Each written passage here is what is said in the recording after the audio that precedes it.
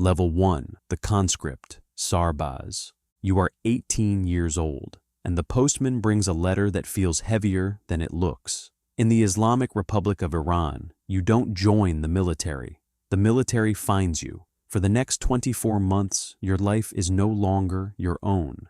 You are a Sarbaz, a conscript, entering the mandatory rite of passage, known as Sarbazi. You arrive at the depot with a shaved head and a cheap bag, joining 100 other boys who look just as terrified as you do. You're standing in a concrete courtyard, and the first thing you learn is the lottery of the dual military system. There is the Artesh, the regular army, and then there is the Sipa, the Islamic Revolutionary Guard Corps, IRGC. If you're lucky, you end up in the Artesh, where the rules are old school and the pay is non-existent. If you're chosen, you end up in the Sipa, where the ideological intensity is turned up to 11. Boot camp, Amuzeshi, is a blur of 5 a.m. wake-up calls and the smell of diesel and stale bread. Your uniform is 2 sizes too big, and your boots feel like they were carved out of recycled tires. You spend hours marching under a sun that wants to cook you inside your own helmet. Breakfast is flatbread and a piece of feta cheese that tastes like chalk. You learn to clean a G3 rifle that's older than your father, a weapon that kicks like a mule and jams if you look at it wrong. In the barracks, 50 men sleep in a room with no AC and a single radiator that only works in July. You learn the first rule of survival in an authoritarian hierarchy: silence. You don't complain about the food, you don't complain about the sergeant who treats you like a personal servant, and you definitely don't talk about politics. You've heard the stories of the boys who whispered the wrong thing and ended up in a rural logistics division where the only thing to do is dig holes and fill them back up. By the end of 2 months, the boy who walked in is dead.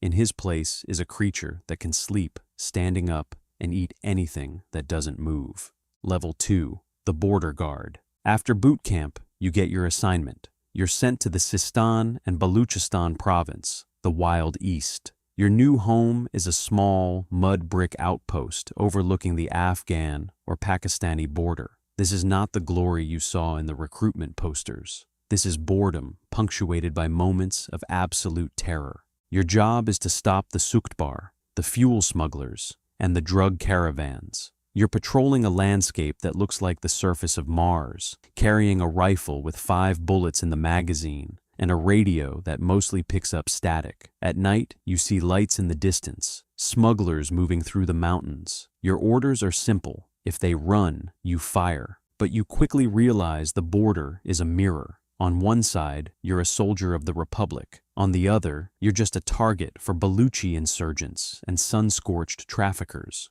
You spend 12 hours a day staring through binoculars that are scratched and fogged. You learn to read the atmospherics of the desert. If the local villagers disappear, something is coming. If the birds stop singing, something is coming. You live on tea and the hope that your Humvee doesn't hit a roadside bomb. You realize that in this army, you aren't defending a border. You're just a speed bump for the rest of the world. Level 3, the Basij Volunteer. You finish your mandatory service, but you don't go home to a normal life. To get a job, to get a loan, to get a future, you stay connected. You become a member of the Basij, the paramilitary volunteer wing of the IRGC. Now, you aren't just a soldier. You are an ideological enforcer in your own neighborhood.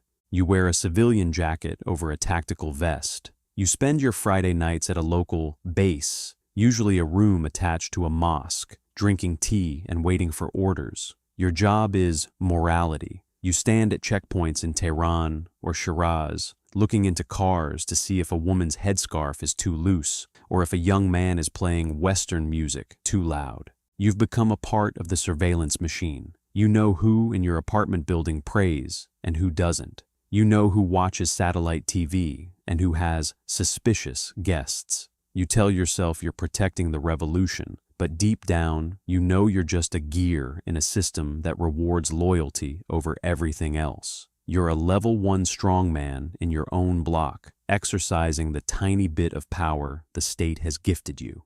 Level 4, the Cadre Officer.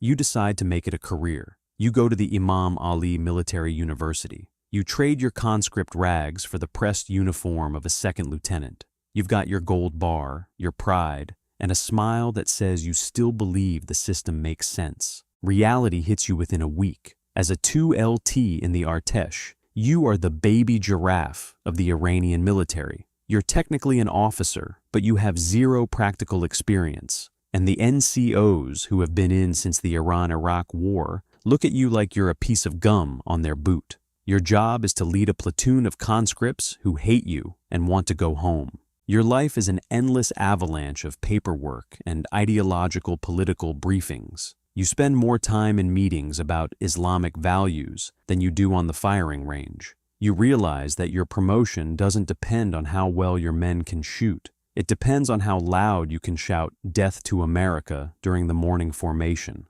You are a walking PowerPoint presentation in a world that still uses 1970s technology. Level 5, the IRGC Professional. You realize the Artesh is a dead end. The real power, the real money, and the real respect is in the SEPA, the IRGC. You transfer. This isn't just a career change, it's a conversion. The IRGC doesn't care about your military tactics as much as they care about your agide, your ideological purity. You undergo a background check that would make the CIA blush. They interview your neighbors, your primary school teachers, and the guy who sells you bread. They want to know if you've ever had individualistic tendencies. Once you're in, the perks change. You get a better apartment, access to special stores, and a sense of belonging to the true guardians of the state. But the cost is total surveillance. You are now inside the system you helped build. Your phone is monitored. Your political officer watches you during meals, and you are required to participate in self-criticism sessions where you confess your lack of revolutionary zeal. You learn that in the SEPA, loyalty isn't a feeling, it's a survival skill. Level 6, the Specialist. You have a talent for technology, so they move you into the specialized units. You aren't kicking down doors anymore. You're sitting in a windowless room in North Tehran, staring at a screen. You are now a specialist in the IRGC's cyber warfare wing. Your targets aren't soldiers, they're databases and social media feeds. You spend your days hunting for internal enemies online, tracing handles that belong to activists, and launching phishing attacks against regional rivals. You use tools that look like they were designed in the 90s, but are effective because the human vulnerabilities never patch. You feel like a ghost. You're fighting a war that doesn't officially exist, achieving results that won't be acknowledged until they appear on the news as a mysterious system failure in a foreign country. You're part of a loosely affiliated network of specialists, and you learn to compartmentalize the fact that your work might lead to a knock on a student's door at 3 a.m. Level 7, the Quds Force Operator. You're the best of the best, so you're recruited into the Quds Force, the elite of the elite. You are now the Iranian version of a CIA paramilitary officer or an SAS trooper. You don't wear a uniform anymore. You wear civilian clothes, grow a beard, and carry a passport that says you're a businessman or a consultant. You are flown to Damascus, Baghdad, or Sana'a. You're part of a special operations group that goes where the regular military can't. Your job isn't to fight, it's to recruit and lead assets, the local militias. You spend your nights in safe houses that change every 48 hours, bribing local commanders and coordinating drone strikes on high-value targets. You are a ghost in a foreign land. If you get caught, the Islamic Republic will deny you exist. You live in a world of dead drops and encrypted messages, far from the bureaucracy of Tehran. You've seen things that would horrify most citizens, missions that will never appear in any history book. You carry a medal that doesn't exist for a mission that never happened. You've become the invisible hand of Iranian foreign policy, but you're so deep in the shadows that you've forgotten what it feels like to stand in the light. Level 8, the Military Businessman. You've done your time in the field, and now you're promoted into the economic wing of the IRGC. In Iran, the military isn't just an army, it's a corporate conglomerate. You aren't commanding troops, you're managing an enterprise that happens to have an army. You are a kleptocrat in a uniform. You oversee engineering firms that build dams, oil companies that bypass sanctions, and import-export businesses that control the flow of everything from smartphones to medicine. Your personal wealth is no longer measured in a government salary. It's measured in cuts and contracts. You have an apartment in a high-rise, a German car with a driver, and your children attend elite schools. You tell yourself you're providing stability and helping the country survive under sanctions, but you've become a parasite on a dying body, feeding where you can. You're not building a nation. You're running a looting operation masked as national defense. Level 9, the general. You've reached the mountaintop. You have 2 stars on your shoulder, and you are a center of gravity whenever you walk into a room. You are in charge of tens of thousands of soldiers and billions of dollars in equipment. But the thin air at the top is full of sharks. Your life is no longer about military strategy. It's about political acrobatics. You spend your days in high-level defense councils where phones are left outside and every sentence is measured. You have to balance the demands of the supreme leader, the rivalries between the Artesh and the Sepa, and the ever-present threat of internal review. You are a global chess player, managing multinational coalitions and proxy forces across the Middle East. But you also live in a bubble of delusion, surrounded by sycophants who only tell you what you want to hear. You see strength in the military parades, but you feel the fragility of a system that relies on fear rather than faith. You've realized that the higher you rise, the fewer people stand between you and blame. Level 10, the inner circle. You are one of the few who has access to the private compounds where the real decisions are made.